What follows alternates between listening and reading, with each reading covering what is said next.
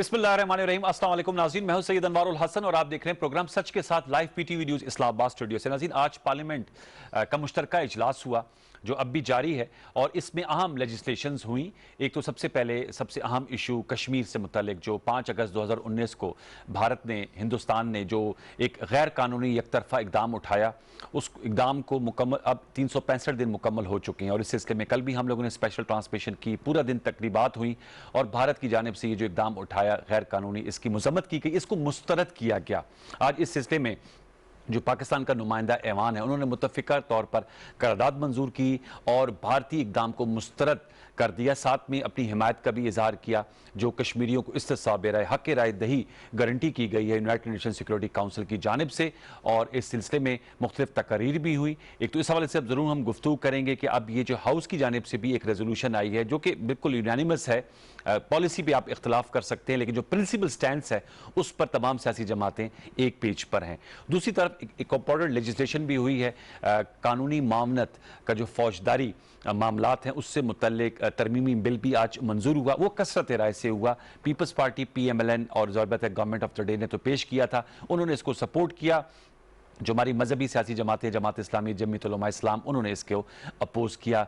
इसकी अहमियत पे भी ज़रूर गुफ्तगू करेंगे कि इस बिल, क्योंकि ये भी फाइनेंशियल एक्शन टास्क फोर्स के ज़ुमरे में ही, आपके इल्म में है कि लास्ट वीक सेनेट से और कौमी असम्बली से भी पास हुए थे 2 अहम लेजिस्लेशंस। ये लेजिस्लेशन जो पेंडिंग थी ये भी पास हुई है, इस पर भी हम गुफ्तगू करेंगे। और एक और मामला जो बहुत ज़्यादा जिस पर बात भी हो रही है, नैब इन एक्शन हमें नज़र आ रही है। आज अहम शख्सियात को नोटिस इशू हुए हैं।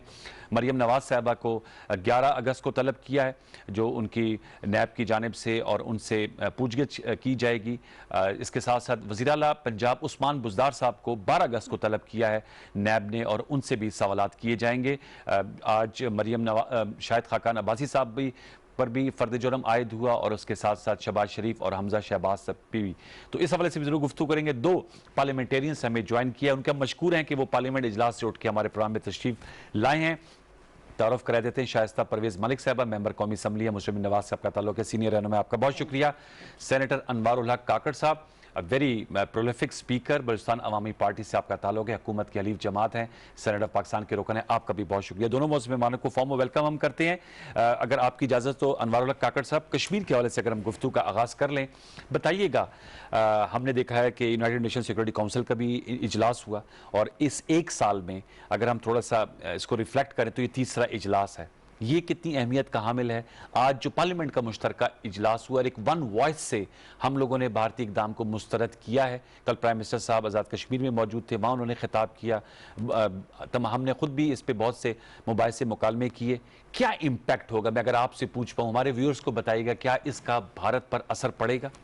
देखिए, मुझे ऐसा लग रहा है कि पाकिस्तान में एक नेशनल सेंस जो ऑलरेडी एग्जिस्ट भी करती थी, लेकिन despite our domestic political geo polarization है, उसके होते हुए कमाल ये है कि एक कंसेंसस डेवलप होता है। जो इंटेंट ऑफ द स्टेट है वो पॉलिटिकल मैपिंग से जो है ना उसकी एग्जिबिशन होती है, वो इतनी क्लियर मैनिफेस्टेशन के सामने आती है और उसकी रिस्पॉन्सिबिलिटी और credit not just government of the day बल्कि by the virtue of their representation तमाम सियासी जमातों ने अपने नुमाइंदे मोर और लेस तमाम जो पार्लियामेंट के अंदर हैं और कुछ ऐसे भी जो पार्लियामेंट में जिनकी मौजूदगी नहीं है वो भी फॉरेन मिनिस्ट्री में तशरीफ़ लाए थे। और यू आर आल्सो देयर। जी, मुझे भी I was privileged to be there, और वो वहाँ पर अपनी इनपुट्स भी दी और इसको सपोर्ट अपनी प्रोवाइड की विद दिस अंडरस्टैंडिंग कि जो पॉलिटिकल मैप है इसको पार्लियामेंट भी अप्रूवल देगी after the approval of the cabinet, और ये कैबिनेट की अप्रूवल से पहले अपोजिशन और गवर्नमेंट ने जॉइंटली बैठ के। अब इसका इम्पैक्ट क्या आएगा?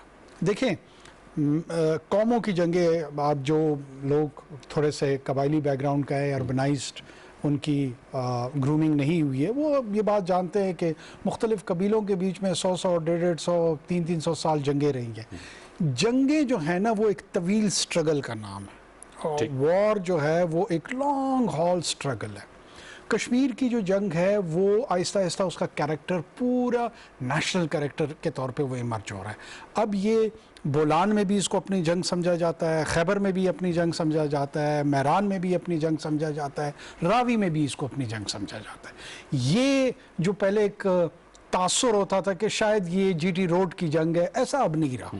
आपको डेरा बुगटी में भी इस पे रैलियां नजर आती हैं, आपको गुजरावाला में भी इसकी नजर आती हैं, खैबर एजेंसी में भी लोग खड़े हुए हैं इसके खिलाफ, और खैरपुर में, जिला खैबर में, माफी चाहता हूँ, जिला खैरपुर में भी जो है लोग उसके साथ खड़े हुए हैं।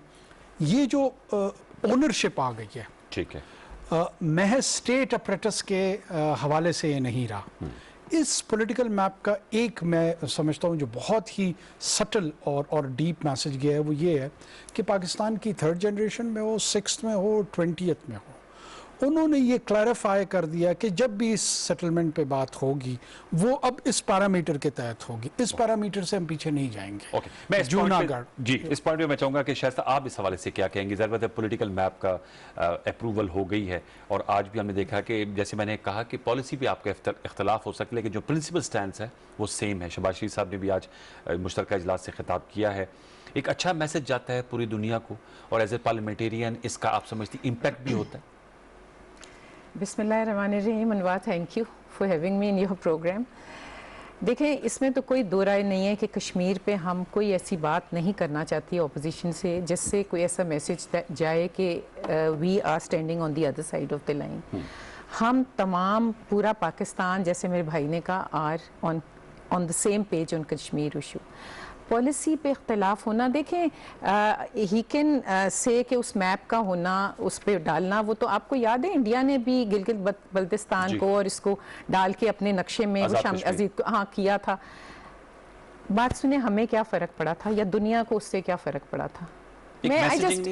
मुझे उन्होंने डाला, उससे मुझे क्या मैसेज मिला? I care two hoots, you know. ये करना कि आपने सड़क का नाम श्रीनगर रोड रख दिया, वो हटा के, और ये मुझे ये बताएं अनवार कि मैं आज 366 डेज हैव पास्ड ये लॉकडाउन को।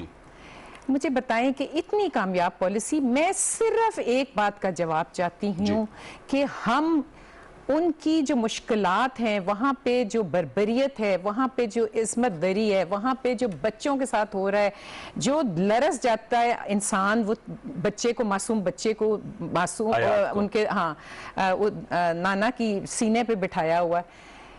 मैं कहती हूँ कि हमने ह्यूमैनिटेरियन कॉरिडोर क्यों नहीं इस्तेमाल किया? कोविड आई, मरे लोग, मतलब इलाज के लिए तरसे, दवाइयाँ कोई नहीं। हमने, मुझे मेरे भाई बताएं कि हुकूमत ने ह्यूमैनिटेरियन कॉरिडोर क्यों नहीं बनाया? इन्होंने क्या रेड क्रेसेंट जो दुनिया में है उससे राब्ता किया?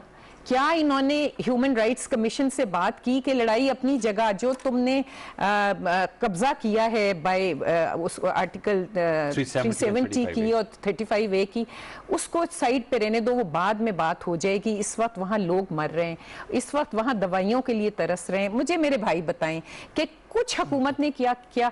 दुनिया अगर ये कहते हैं कि इनकी पॉलिसी पे इनके साथ खड़ी है, दुनिया अग्री करती है जो ये कर रहे हैं, तो मेरी बात सुने, फिर हम उन 366 डेज में से हम उनको एक हफ्ते की रिलीफ भी ना दिलवा सके उन लोगों को। सो आई हैव माय ऑब्जेक्शंस। देखें, हम बातें बड़ी बड़ी करते हैं। मेरे भाई से पूछें, पार्टी ने कहा था कि धूप में आधा घंटा खड़ा होंगे, कहाँ गया वो आधा घंटा? उस आधे घंटे खड़े होने से क्या? मैं सारा दिन इस तपती दोपहर में एक हफ्ता खड़ी रहूंगी। ये मेरी बहनों को, वहां की माओं को, बेटियों को, उनको रिलीफ दिलवा दें, हम यहाँ खड़ा होने को तैयार हैं। तो ये कैसी पॉलिसी है? ये कैसी कामयाबी है कि आप अनवार, आज जो लोग आपके साथ खड़े थे, जो मुल्क जिन्होंने आपके कहने से कॉन्फ्रेंस बुलाई थी, उनको आपने लेट डाउन किया। आपकी ये कामयाब पॉलिसी है? आप इसका को कामयाब पॉलिसी कहते हैं? ऑपोजिशन ने कब, मेरे भाई जवाब दें, इनका साथ नहीं दिया। अभी नंदन की बात हुई, जब वो आए थे इधर असेंबली में, आए chief of army staff briefing देने, कौन मिसिंग था? चलिए, बात तो पुरानी हो गई है। अच्छा, ओके, आज कश्मीर का रेजोल्यूशन इतना इंपॉर्टेंट था। ये इंपॉर्टेंट बात। आज आप मुझे बताएं, where was the prime minister today? आज वो कहां थे? नहीं, आप मुझे जो मर्जी कहें, यू हैव नो आंसर। आज अगर नहीं, अगर सवाल भी आप कर रही हैं, मैं सिर्फ एक बात पूछना चाहती हूँ, एक यूनैनिमस आपको सपोर्ट करने के लिए ऑपोजिशन आपके साथ खड़ी थी, तो आपके प्राइम मिनिस्टर, जो अगर मुल्क के प्राइम मिनिस्टर हैं, तो वो आज कहां थे? जी, उनकी सीट क्यों खाली थी?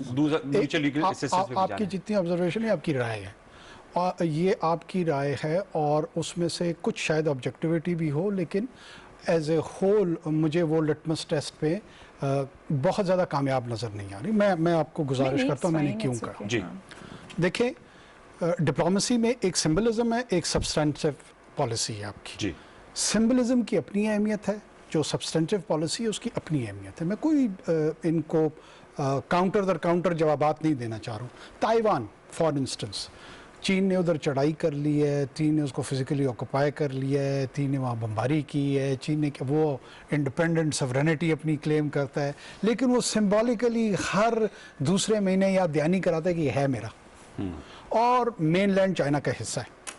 سمبلزم کی ڈپلومیسی میں اپنی اہمیت ہوتی ہے، شاہراہوں کا، پولیٹیکل میپ کا. یہ سیورن سٹیٹس پروجیکٹ کرتی ہیں اپنے آپ کو، یہ سمبلزم کی جنگ ہوتی ہے. ٹھیک ہے. اس سمبلزم کی جنگ کے بنیاد پہ جب ہندوستان نے اپنا نقشہ بنایا تو انہوں نے جو واخان کی پٹی ہے اس کے ساتھ اپنا بارڈر جوڑا اور کہا کہ ہم چونکہ افغانستان کے امیجیٹ نیبر ہیں اس نقشے کے تحت، لہٰذا ہمارا سٹیک ہے. لوگ اپنا نیریٹو انٹرنیشنل اور گلوبل مارکیٹ میں جنریٹ کرتے ہیں. ایسی بات نہیں ہے کہ ہم بالکل ڈسمس کر دیں اسے. اب آ جاتے ہیں substantive policy. Human corridor, humanitarian corridor. دیکھیں یہ اس کی ملٹیپل نوانسڈ اپروچ ہے، اس کے کئی شیڈز ہیں، کئی پہلو ہیں، کئی جہتیں ہیں. ہیومن رائٹس کی ہیں. ہمارا کلیم کشمیر پہ صرف ہیومن رائٹس کے حوالے سے نہیں ہے. ہمارا، میں نے جیسے عرض کیا کہ یہ پرائمرلی ایک نیشنل سٹرگل ہے، قومی جنگ ہے. قومی جنگ میں آپ صرف بیواؤں کی طرح جو ہے نا آہوزاری نہیں کرتے کہ میرے ساتھ ظلم ہو گیا، میرے ساتھ یہ، وہ اس کا ایک پہلو ہے. ایک پہلو اس میں کرج کا ہے کہ جو ظلم ہوتا ہے آپ حسینیت کا درس دہراتے ہیں، آپ لوگوں کو بتاتے ہیں کہ سٹرگل کرنی ہے، ظلم کے سامنے ڈٹنا ہے، کھڑا ہونا ہے. ایک نیشنل کنسنسس ابھی بھی اس ملک میں بننی ہے. میں پی ایم ایل این کی لیڈرشپ، پی پی پی کی لیڈرشپ، ان تمام سے بشمول پی ٹی آئی اور دیگر پارٹیاں، کیا ہم اگر right to arm, right to defend themselves of occupied inhabitants of Kashmir, کیا میاں نواز شریف لندن سے، وہ کشمیری روٹس رکھتے ہیں، ان کا بہت بڑا حق ہے کشمیریوں کا ان پہ، کیا وہ دنیا سے اپیل کریں گے کہ ان آرمڈ سٹیزنز جو ہیں ان کو اسلحہ خریدنے کی اجازت ہونی چاہیے؟ تو اصل تو سبسٹینٹیو سپورٹ یہ ہے. دیکھتے ہیں کہ حکومت اس میں ڈیفینسو ہوتی ہے یا سامنے آتی ہے. آپ خود حکومت میں رہے ہیں، کیا کبھی آپ نے اس جوہد پہ سوچا تھا؟ وہ تو 8 لاکھ فوجیوں کے ساتھ اس کو مار رہے. ہیومن کوریڈور کو اوپن کرنے سے فیشسٹ اور نازی مودی یا اجت دوول کو اگر آپ یہ سمجھ رہے ہیں، اور امت شاہ کو، کہ آپ ان کی ویوز کو آلٹر کر لیں گے، تو یو آر سفرنگ فرام نائیوٹی. یہ میں کوئی آپ پہ طنز نہیں کر رہا، میں یہ عرض کر رہا ہوں کہ جس قسم کے دشمن کے ساتھ آپ کا واسطہ ہے، پہلے آپ اس کو انڈرسٹینڈ تو کریں. وہ اتنا انریزنیبل ہے کہ وہ 5 لاکھ آدمی وہاں پر بھیج رہا ہے ایز اے سیٹلمنٹ. وہ چاہ رہے ہیں کہ ڈیموگرافک انجینئرنگ کرنے، ان کے ڈیزائنز کو تو پہلے انڈرسٹینڈ کریں. کہ ایک سمبلزم کی آپ نے بات کی، تو آج جب پارلیمنٹ کا مشترکہ اجلاس ہو رہا تھا تو ان کا یہ نقطہ ہے کہ کیا بہتر نہ ہوتا کہ وزیر اعظم وہ بھی موجود ہوتے جب متفقہ قرارداد منظور ہوئی؟ دیکھیں ہمارے ہاں پرابلم کیا آ رہی ہے، ہم کلٹ، چونکہ ہم عادی ہیں نا کلٹ پالیٹکس کی، اگر آپ کی اجازت، ہم کلٹ پالیٹکس کے اتنے عادی ہو چکے ہیں، ہم سائیکولوجیکل ڈپینڈنس ہمیں افراد کی، فرد کی اتنی زیادہ ہو گئی ہے. آپ میری عرض تو سن لیں، مجھے کنکلوڈ کرنے دیں. ابھی آپ خود سمبلزم کی بات کر رہے ہیں، سمبلزم کی بات کر رہے ہیں، سمبل تو امپیکٹ تو پڑتا ہے نا. اگر مجھے خدا اداد پورا کرنے دیں گے یا خدا پہ روک لیں گے، مجھے پورا تو کر لینے دیں، اس کے بعد دونوں مل کے تنقید کریں. جی جی، میں آپ کو یہ عرض کر رہا ہوں کہ لیٹ سے پرائم منسٹر کی کیمسٹری اپوزیشن لیڈر سے نہیں مل رہی ہے، وہ دونوں ایک دوسرے کا آمنا سامنا نہیں کرنا چاہتے، پرائم منسٹر نہیں کرنا چاہتے. فار انسٹنس یہ کشمیر کاز کے لیے جو ڈیموکریسی کی ہم پرنسپلز کی بات کرتے ہیں، جو کمیٹیز ہیں وہاں پہ جو ریپرزنٹیشن ڈفرینٹ پولیٹیکل پارٹیز کی ہوتی ہے، یہ کس کو ریپرزینٹ کر رہی ہوتی ہے؟ میں آپ کی پوائنٹ سے متفق ہوں، I got your point. لیکن میرا یہ تھا کہ سمبلزم کے لیے یہ بہتر ایک ویژول جاتا. اگر سمبلزم کے تحت، چونکہ آپ کو یہ اپرچونٹی کئی مرتبہ ملی ہے کہ آپ اپنی جنون انپٹ دیں، which is more important than symbolism. Symbolism کی اپنی اہمیت ہے، لیکن سبسٹنس کی اہمیت کو تو میں نے ڈینائی نہیں کیا. چونکہ ان پارٹیز کو اپرچونٹی ملتی ہے، وہاں پر یہ बदकिस्मती से जितनी इनपुट उनको देनी चाहिए वो नहीं दे रहे होते। देखिए वो इख्तलाफ राय और इख्तलाफी राय का होना तो आपको मालूम है, ये तो होता है। मेरा नुक्ता ये है कि जब पास हो रही है तो बार बेहतर हो सकता है, और अगर नहीं भी हो, इससे कश्मीर कॉज को बहुत ज्यादा नुकसान नहीं पहुंचता है, फोकस रहते हैं। बैकडोर राब्ते भी आप लोगों के बड़े इफेक्टिव हैं, बैकडोर राब्ते। अब सवाल भी मुझे इजाजत दीजिए। नुकसान तो ना जब हुआ जब असेंबली में चीफ ऑफ आर्मी स्टाफ आए, उस वक्त भी नुकसान नहीं हुआ। नुकसान जब भी नहीं हुआ जब अभी कल परसों फॉरेन ऑफिस में प्रेजेंटेशन हो रही थी, उस वक्त भी वो नहीं आए।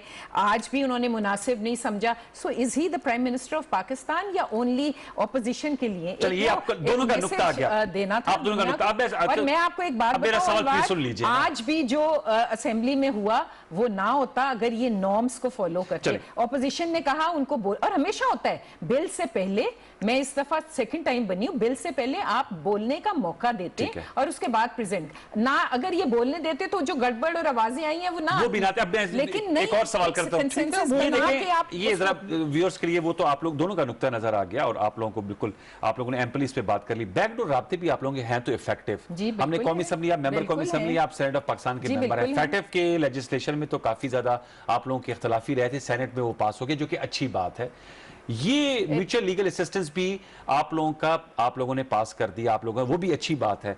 मैं जानना चाह रहा हूं कि क्या ये जो लेजिस्लेशन हुई है, इससे में जो आपके नुकात थे वो शामिल कर लिए गए हैं? जी देखें, नुकात हमारे या तुम्हारे की बात है ही नहीं, तरमीम पेश करते हैं ना। जो अमेंडमेंट्स होती हैं वो एक अच्छा कानून लाने की होता है, जो आने वाले वक्त में आने वाली नस्लों के लिए भी काम आए।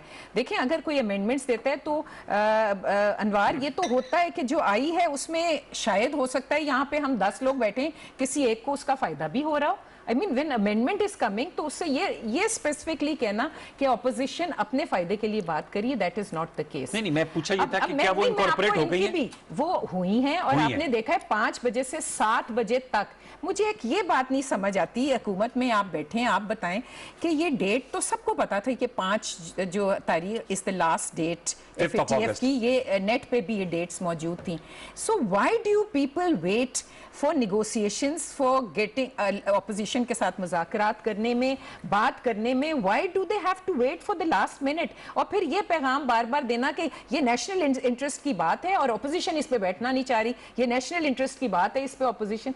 देखिए, नेशनल इंटरेस्ट, ये मुल्क हमारा भी उतना ही है, चाहे माजी में गद्दारी के इल्जाम लगाए, कभी काफिर होने के लगे, कभी कुछ हुआ, कभी कुछ हुआ, वो सबके सामने। तो ये मामला तय कैसे हो गया? लेकिन देखिए, जब बैठेंगे तो हमारी कुछ मानी जाएगी, कुछ इनकी सुनेंगे कि क्या सोच है, और वो मेरा सवाल फिर यही है, as a student of journalism, आपने कहा अमेंडमेंट्स हुई हैं, अमेंडमेंट्स हुई हैं जो, और आपका नुक्ता शामिल कर लिया गया है? बिल्कुल हुआ है। चलिए, ये टेक अवे ये है कि वो शामिल कर लिया। क्यों सर, ये हमेशा मतलब रिएक्टिव क्यों नहीं, प्रोएक्टिव अप्रोच क्यों नहीं है? कभी भी नहीं है। देखिए, जिधर तक मैं I am no voice to the parliament, लेकिन जो लेजिस्लेटिव बिजनेस होता है उसमें मेरी अपनी ऑब्जर्वेशन ये है कि इंटेंट ऑफ द बिल, आप कानून किस लिए बनाना चाहते हैं, वो बड़ा प्राइमेसी उसकी होती है, बहुत अहमियत जी। उसके साथ जब आपको जो न्यूमेरिकल्स हैं, उसके जो फिगर्स हैं, न्यूमेरिकल नंबर्स उसके जो हैं, वो जब आपके पास डिसएडवांटेजेस पोजीशन में हों, जो गवर्नमेंट बेंचेस जो अददी आपकी अक्सरियत होती है, वो आपके पास नहीं होती है। इतने अच्छे राब्ते हो जाते हैं कि फिर वो ये मेरे ख्याल में ये क्रेडिट जो है जी हुकूमत को भी जाता है, अपोजिशन को भी जाता है, कि at the end of the day maturity का मुजाहरा होता है। देखिए, so I would at this point say कि अगर आप दोनों को जाते हैं तो ये नाराज क्यों है? नहीं, नाराज इसलिए इनके तरीकाकार पे देखें, मैं एक बार आपको बात, मेरे ख्याल में ये जितना एडवांटेज चाहती हैं उस कानून से, उतना एडवांटेज नहीं। देखें ना, अब जब बात करो या आपने ट्विस्ट कर दिया कि थोड़ा एडवांटेज उसको इस तरह देखें। मैं आपको एक बात कहूं, अगर FATF का हम कर रहे हैं, it's for the countries interest, तो अच्छी बात है, I appreciate. So I would like कि ये और मामलों में जिधर और सवाल मेरा सब्सिक्वेंट ये था, लोगों पाकिस्तान के लिए बेहतर हो, उस पे लेजिस्लेशन भी कर रहे हैं। नहीं होती, नैब पे क्यों नहीं हो रही, जिस पे कोर्ट रोज उठा के आपको बाहर, ये सवाल मेरा इसका ज़िम्नी सवाल ही है, साहब की अपॉइंटमेंट पे क्या कोर्ट ने कही है, ऑब्जर्वेशंस हैं, तो देखिए फिर उस पे भी करें। आप अकेले नहीं कर सकते, आपको अपोजिशन को शामिल करना है इस पे जी करें। क्या ये तो आप लोगों ने कौमी मफाद में لیجسلیشن کی جو اچھی بات ہے، عوامی جس سے مفاد کی غریب کو لیجسلیشن کوئی کیوں فائدہ نہیں نہیں ہو ہے، رہی؟ جس سے عام آدمی کو کوئی دیکھیں، فائدہ نہیں ہے. لیجسلیٹو بزنس دونوں جو ہاؤس بینچز ہوتے ہیں، چاہے وہ اپوزیشن بینچ ہو یا ٹریجری بینچز ہوں، یہ اپنے اپنا کردار ان کا ہوتا ہے اور اپنی اپنی اہمیت ہوتی ہے. ایگزیکٹو کا کام تو نہیں ہے لیجسلیشن تو پارلیمنٹ کا کام ہے. پارلیمنٹ میں جب یہ پرائیویٹ ممبر بل آ سکتے ہیں، اپوزیشن اپنی لیجسلیشن لے کے آ سکتی ہے، گورنمنٹ اپنی لیجسلیشن لے کے آ سکتی ہے. ہمارا گورنمنٹ اور اس کے الائز کا ایک پرسپیکٹو ہے آن اکاؤنٹیبلٹی. ٹھیک ہے، وہ غلط ہو سکتا ہے، وہ ٹھیک ہو سکتا ہے، ان کا اپنا ایک پرسپیکٹو ہے. کیا برج نہیں ہو سکتا؟ کیوں نہیں ہو سکتا؟ سوال یہ ہے. کیوں نہیں ہو سکتا؟ کیوں نہیں ہو سکتا؟ یا ہوگا اکاؤنٹیبلٹی پہ یا نہیں ہوا نا. نہیں، اکاؤنٹیبلٹی پہ نہیں ہوا، لیکن اس پہ بھی گفت و شنید تو ہو سکتی ہے، بات چیت تو ہو سکتی ہے، ڈائلاگ تو ہو سکتا ہے. میرے خیال میں ہمارے ہاں جو سب سے بڑا پرابلم ہے، جو کہ waste minister model of democracy میں ہم سے مختلف ہے، کہ وہاں پہ جب لیجسلیشن ہوتی ہے سب سے پہلے تو اس کو سول سوسائٹی اور میڈیا کے سامنے لایا جاتا ہے اور ایک انوائرمنٹ کریٹ کی جاتی ہے، friends of the bills cultivate کیے جاتے ہیں. پھر اس کا ایک فرسٹ ڈرافٹ، وائٹ ڈرافٹ بنتا ہے، پھر گرین ڈرافٹ بنتا ہے، وہ فیز وائز جاتے ہیں. ہمارے ہاں ایک دوسرے پہ یلغار ہوتی ہے، آپ یہ کیوں نہیں کر رہے ہیں، آپ وہ کیوں نہیں کر رہے ہیں. بھائی ضرور کریں گے، کیوں نہیں کریں گے. آپ ایک نیشنل ڈائلاگ، ایک ڈسکورس تو جنریٹ کریں.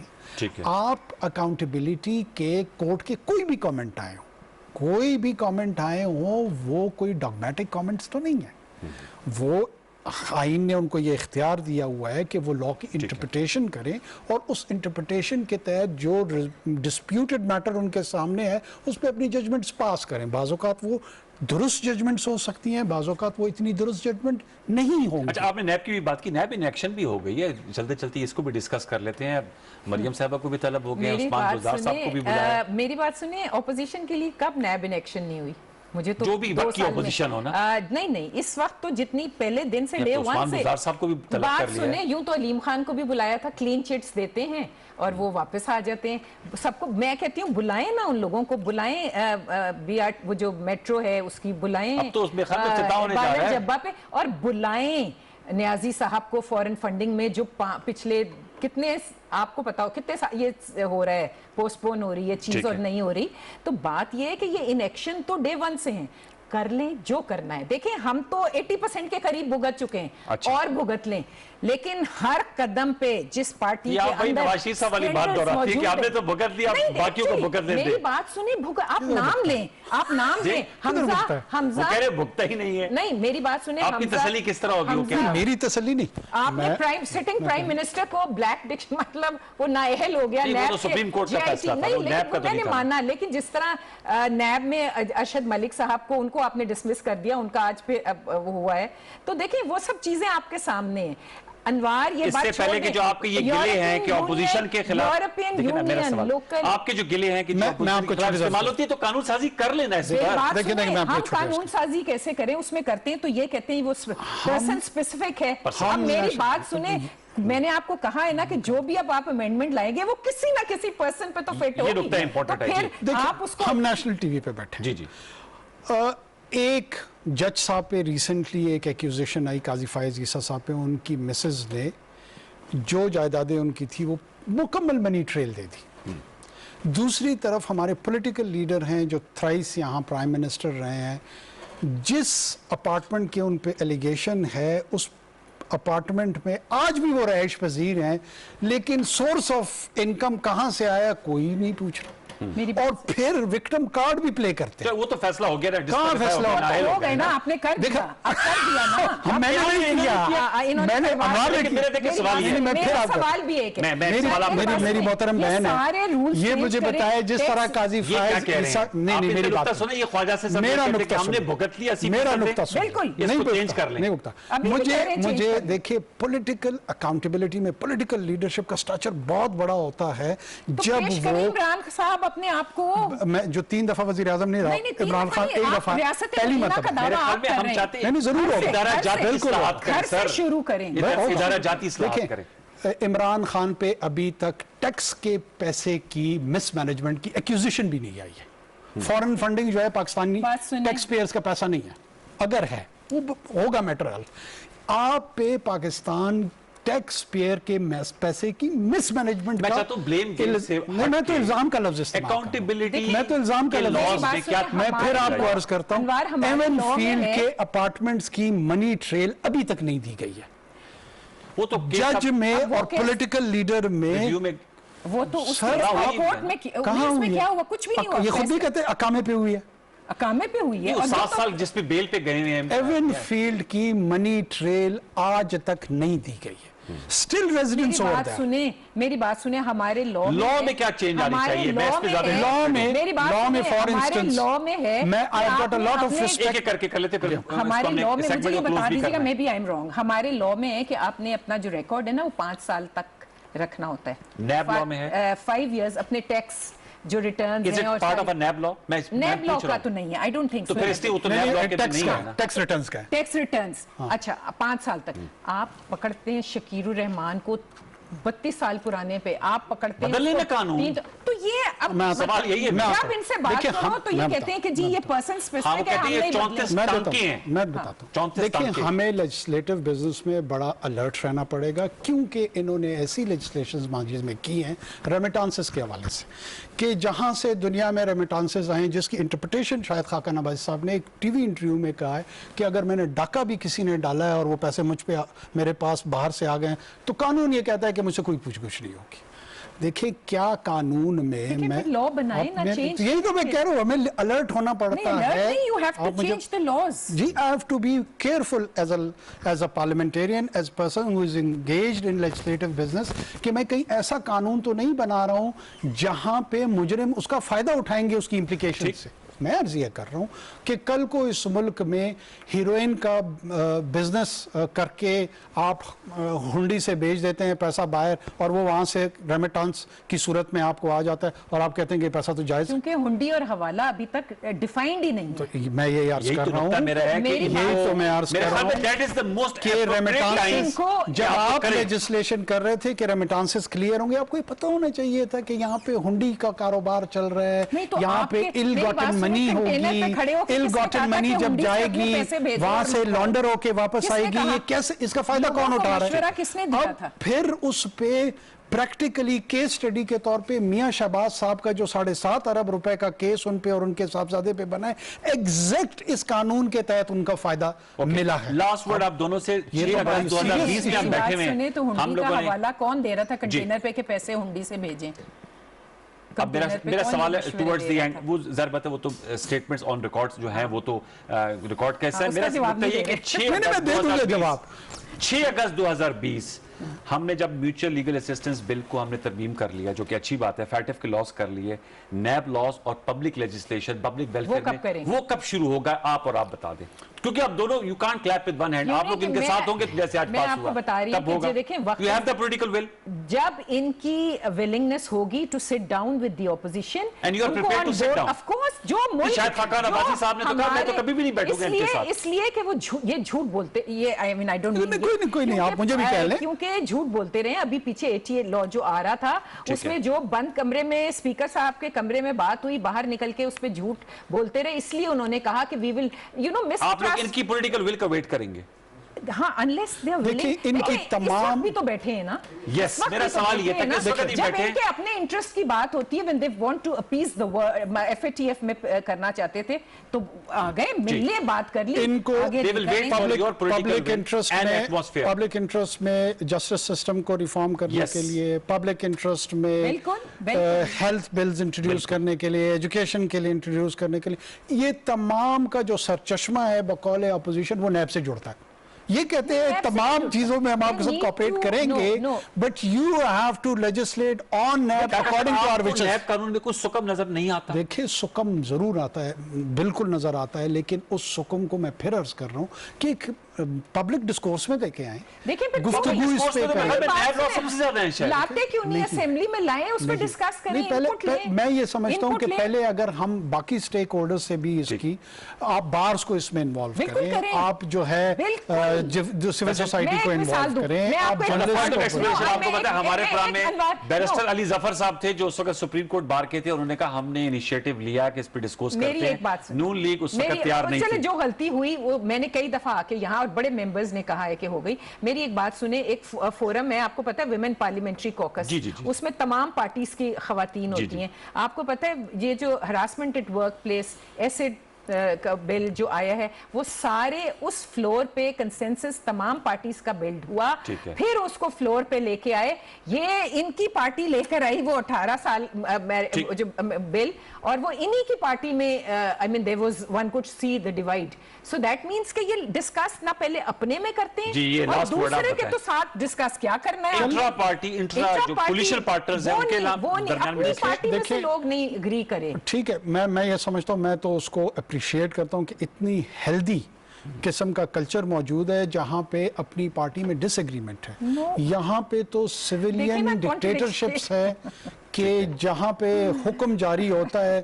بہت سارے ممبران کو میں پرسنلی جانتا ہوں کہ اس لیجسلیشن کا حصہ نہیں بننا چاہتے ہیں, لیکن چونکہ ان کو حکم آتا ہے, بہت ساری لیجسلیشن ہیں, لیکن وہ اپنی پارٹی لیڈرشپ کی وجہ سے مجبور وہی بات ہے. وہاں پہ یہ کلچر ہے. دیکھیں آپ منی بل پہ اور لیڈر آف دا ہاؤس پہ, منی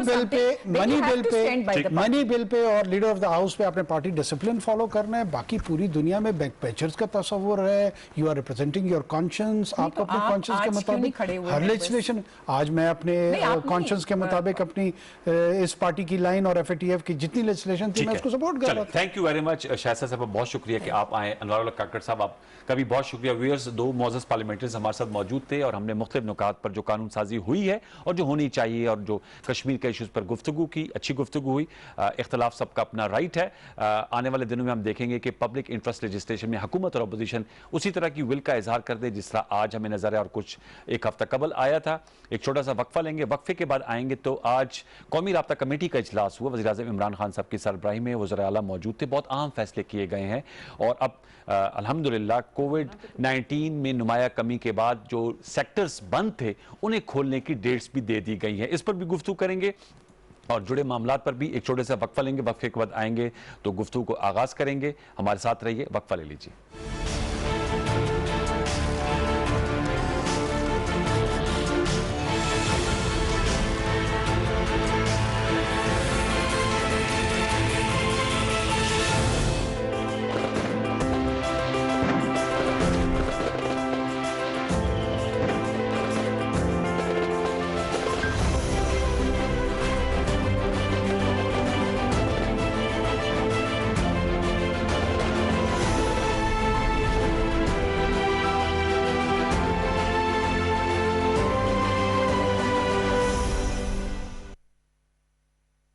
prime ministers corona relief fund میں عطیات جمع کرانا بہت آسان ہے. www.pmcrf.covid.gov.pk پہ وزٹ کریں. ڈونیشن کا طریقہ چنیں.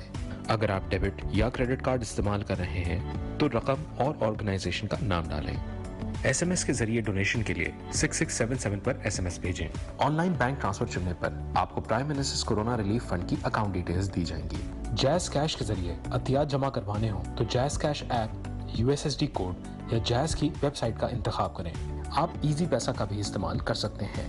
تو آگے آئیں اور prime ministers corona relief fund کے ذریعے پاکستان کے لیے کچھ مل کر کریں. کون ہو تم؟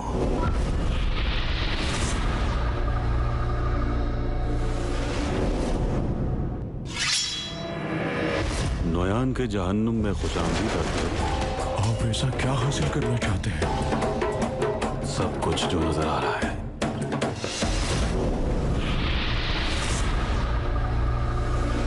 تو تم ہو نویان. صحیح پہچانے, اس جہنم کا شیطان.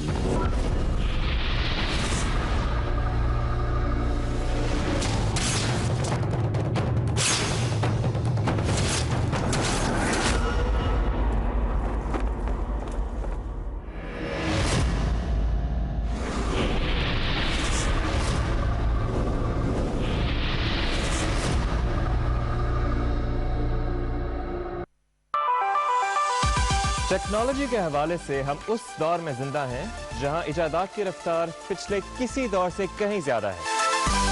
Smart phones, smart watch, smart cars, smart घर। आज की दुनिया स्मार्ट है और हम आपके लिए लाएंगे इस स्मार्ट वर्ल्ड की अपडेट स्मार्ट वर्ल्ड में।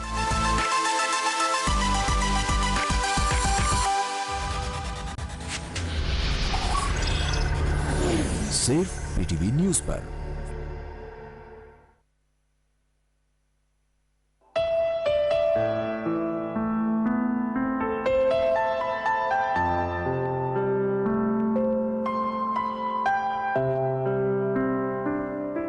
आलमे आब खाक में तेरे ज़हूर से फरोग, ज़र्रे रेग को दिया तूने तुलूए Aftab.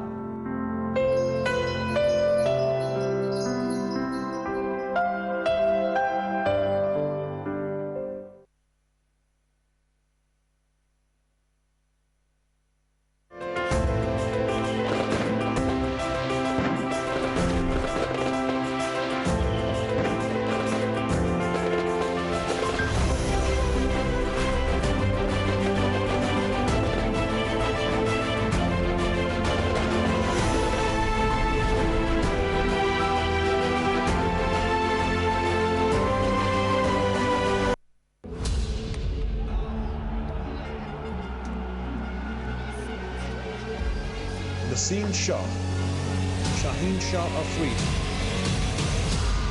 and Muhammad Abbas shall be the frontline Pakistan.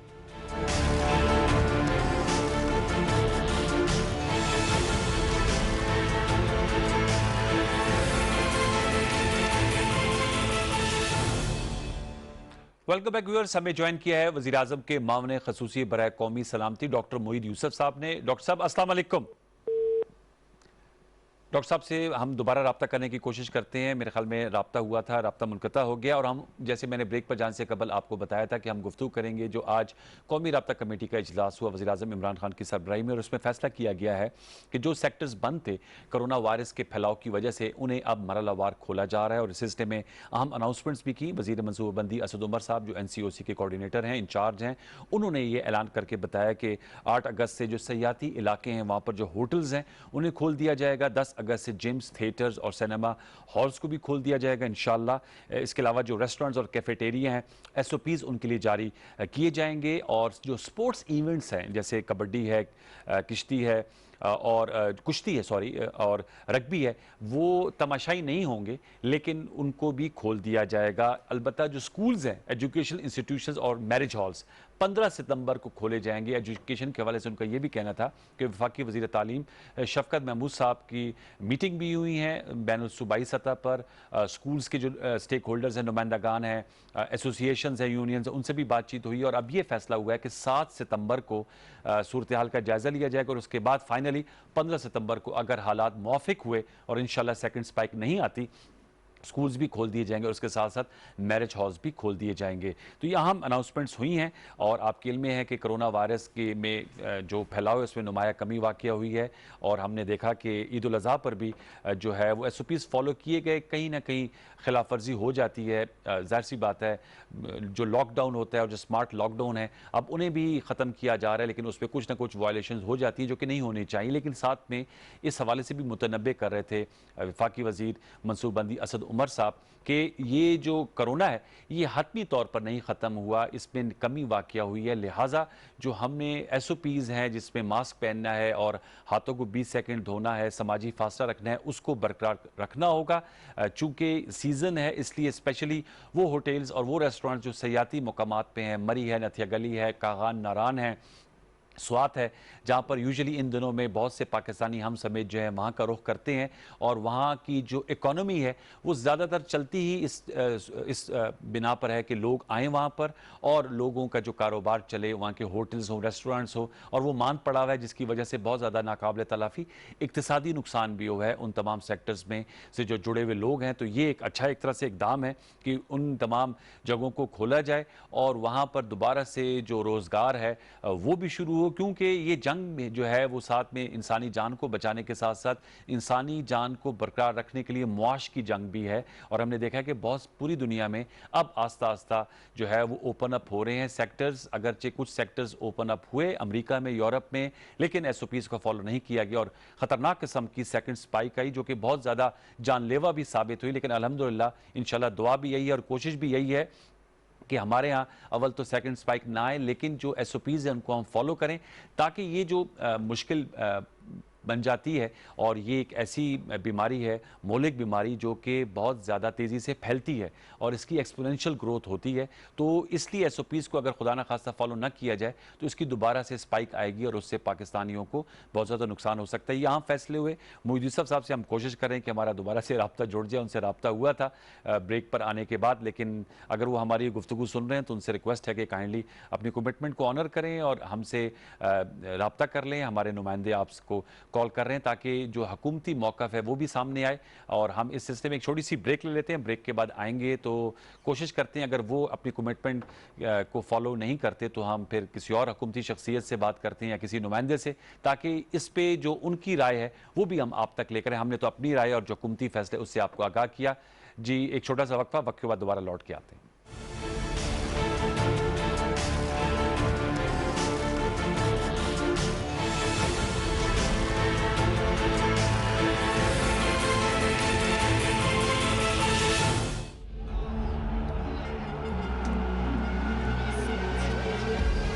Naseem Shah, Shaheen Shah Afridi, and Mohammad Abbas shall be the frontline Pakistan fast bowlers. Who holds his place as a spearhead, Naseem or Shaheen? Abbas is like a diligent workman. Sohail Khan has shown his resilience. There is Imran Khan Senior. They'll be pitted against Roy Burns, Dominic Sibley, Joe Root, the superstar Ben Stokes, Jules Butler, Oli Pope, and Zach Crowley. It's going to be a fierce battle. It may well be a revival of Test cricket. Pakistan versus England 2020. 3 tests, 3 T20 internationals. August 5th to September 1st, 2020. Live on PTV Sports.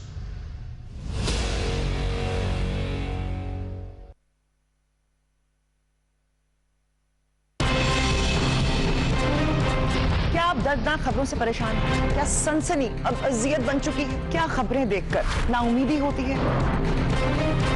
مجھے بھی بالکل ایسا ہی محسوس ہوتا ہے. اس لیے اب میں آپ کے لیے لاؤں گی صرف ایسی خبریں جو آنسو نہیں مسکراہٹ لائیں، جو مایوسی کے بجائے امید پھیلائیں. اب میرے ساتھ دیکھتے رہیے گڈ نیوز پاکستان.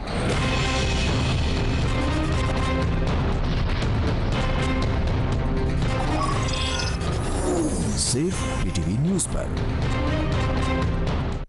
اگر ہم کرونا وائرس کے بارے میں کوئی بھی خبر تصدیق کیے بغیر سوشل میڈیا یا واٹس ایپ پر فارورڈ کرتے ہیں تو عموماً فائدے کی بجائے نقصان ہوگا.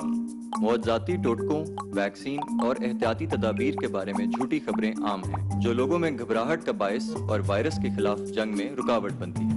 اسی لیے یہ ہماری اخلاقی اور قومی ذمہ داری ہے کہ میسج بھیجنے سے پہلے اس کی مستند ذرائع سے تصدیق کریں، جیسا کہ حکومت پاکستان کی ویب سائٹ covid.gov.pk یا مختلف زبانوں میں معلومات فراہم کرنے والا واٹس ایپ چیٹ باٹ 0300-111-1166. اگر آپ کے ارد گرد کوئی کورونا کا شکار ہو تو حکومتی ہیلپ لائن 1166 سے فوری رجوع کریں. کورونا کو شکست دینے کے لیے ہمیں مکمل احتیاط کا مظاہرہ کرنا ہوگا، چاہے وہ احتیاط میسج بھیجنے کی ہی کیوں نہ ہو. یہ پیغام مفاد عامہ کے لیے وزارت اطلاعات و نشریات حکومت پاکستان کی جانب سے پیش کیا گیا.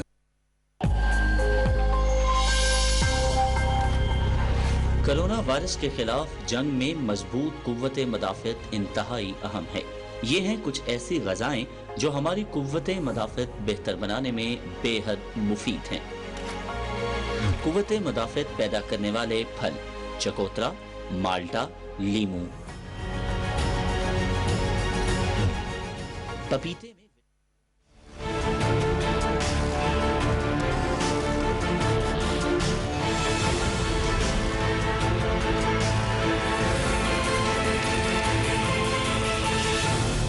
Welcome back viewers. हमें ज्वाइन किया नासिर बेग चुगताई साहब ने, सीनियर सहाफ़ी हैं और मुल्की मामलात हों हर तरह के उन पे बड़ी गहरी गिरफ्त रखते हैं। नासिर बेग चुगताई साहब अस्सलाम वालेकुम।